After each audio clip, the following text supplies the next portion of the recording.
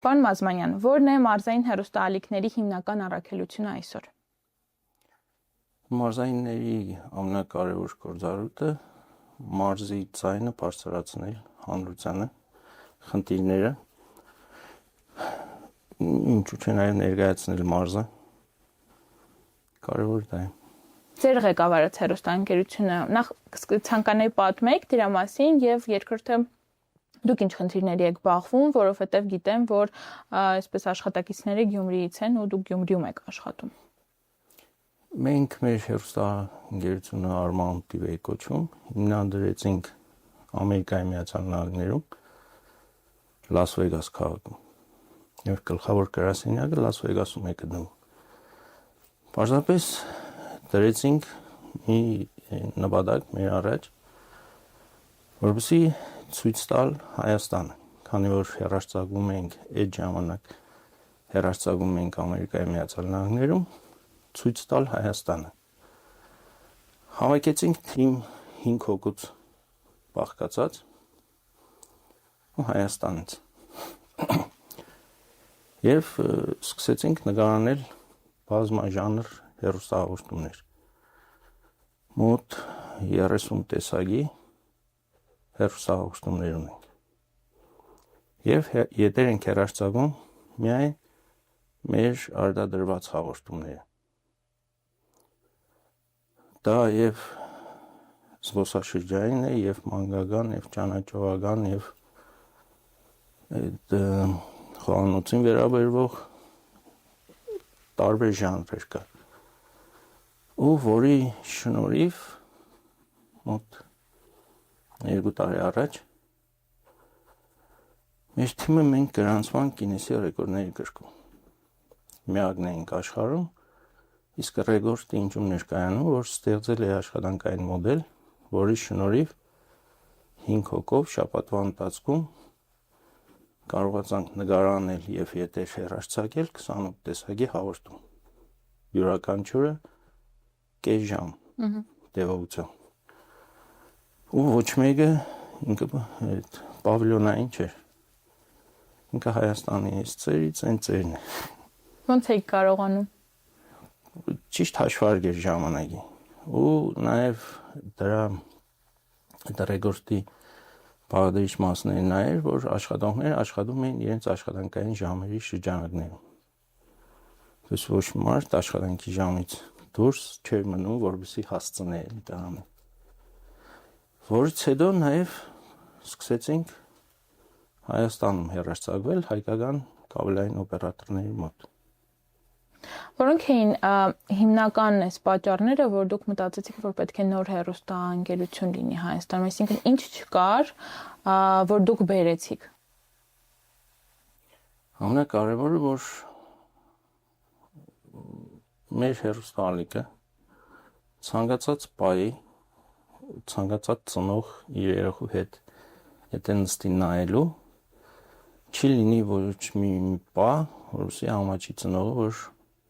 երեխայի հետ նայում մեր ալիքը։ Ու նաև շեշտ դրված էր, որ ցանկացած հաղորդումը, որ նայեն, նոր բան սովորեն։ Կցանկանայի խոսել մարտահրավերներից, որոնք են գլխավոր մարտահրավերները ձեր հեռուստաալիքի։ Խնդիրները մեր հեռուստաալիքի խնդիրն ու նաև բոլոր հեռուստաալիքների խնդիրները սկզբից մենք,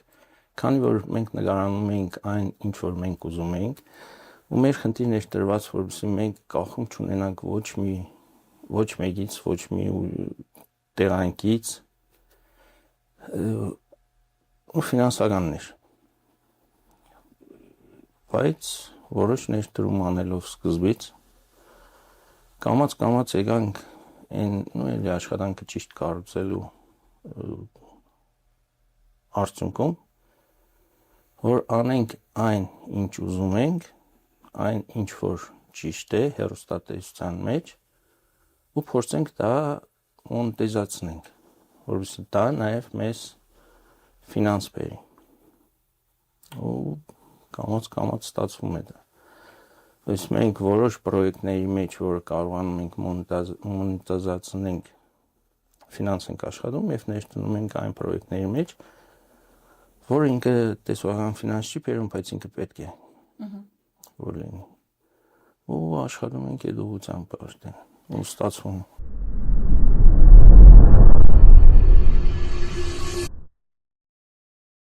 Ինչ եք կարծում, բավարար են արդյոք այսօր գործող օրենքները եւ կանոնակարգերը փոքր հեռուստաընկերությունների համար։ Թե կցանկանաք ինչ-որ օրենսդրական փոփոխություններ լիներ, որը ինչ-որ օգուտ կբերեր ձեզ եւ ավելի արդյունավետ կաշխատեիք։ Այդ քանի որ բացի Armand հեռուստաընկերությունից, որը մենք ենք հիմնել, ես նաեւ հանձնարարում պրոդյուսեր մարզային ալիքի։ Համար այդ մարզային ալիքների խնդիրներին մոդելից եմ ծանոթ։ Մարզային որոշ օրենքներ կար, իհարկե մարզային ալիքների պարագայում դա չի աշխատում։ Հնարավոր չէ աշխատել, որ միայն այն օրենք որ վերցնենք, որ ֆիլմերը պետք է թարգմանվեն, բոլոր ֆիլմերը մարզային հեռուստաընկերությունները այդ հնարավորությունները չունեն։ Եվ ֆինանսական, եւ նաեւ թարգմանչի հետ կապված, որովհետեւ կար մագական ու ինֆորմացիոն հաղորդումների նաեւ այդ ուդոպերևոտ ունենա, այդ խնդիրների հետ ենք բախվել, որ թարգմանիչ չկա, ֆինանս չկա, թարգմանիչ չկա։ Դրա համար կան օրենքներ, որոնք մարզայիններին շուտ են, դեռ շուտ են։ Ամենակարևոր խնդիրը այդ մուլտիպլեքս հասկացողության, որ մարզային հեռուստաընկերությունը մուլտիպլեքսում լինի, ինքը պետք է մրցույթ շահի, որ մուլտիպլեքսում լինի,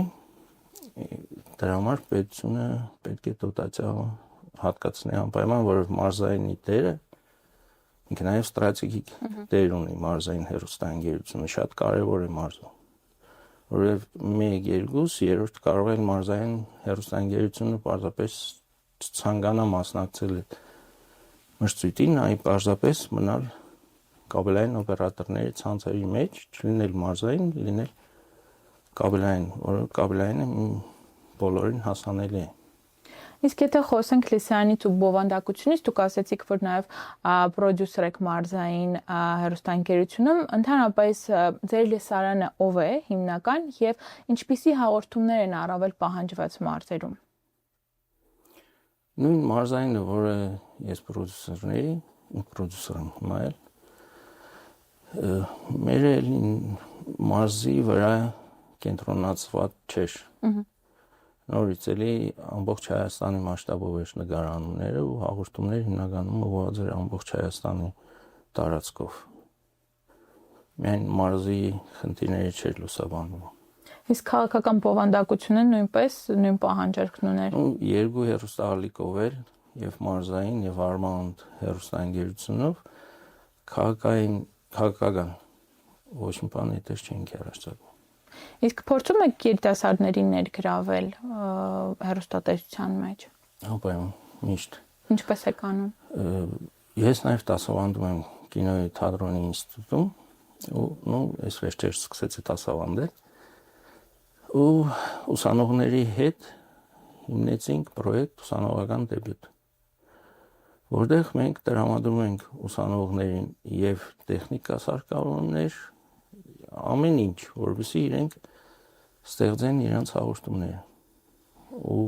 բազմաժանր հաղորդումներ սկսեցին նկարանել, թեկուզ սխալվելով, թեկուզ սկզբից ոչ այնքան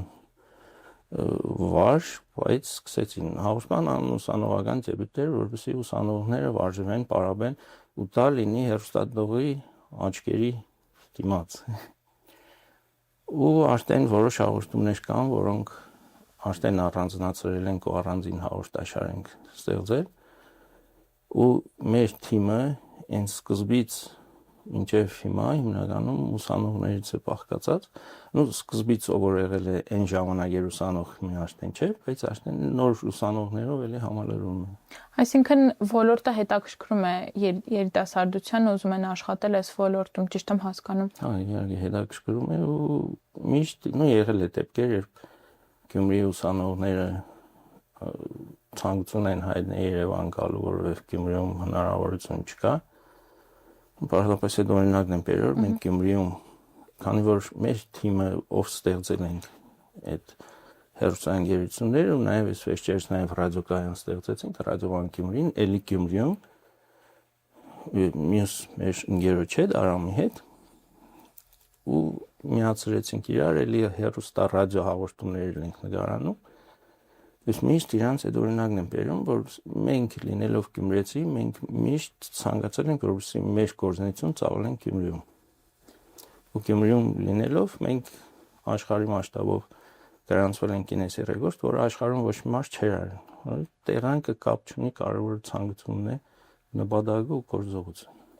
Եվ իմ վերջին հարցը, քանի որ դուք անդադ աշխատում եք երիտասարդների հետ, երեք խորհուրդ մարզում ապրող երիտասարդներին, ովքեր ուզում են իրենց ապագան կապել ոլորտի հետ։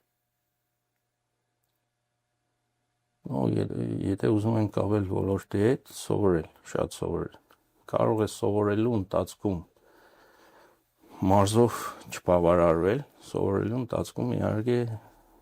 որտեղից հնարավոր է սովորել աշխարհի ոչ ծերը լինի, ինչքան շատ սովորել, այնքան լավ ոլորտը պրոֆեսիոնալներին է սիրում։ Միջակությունը լավ չէ։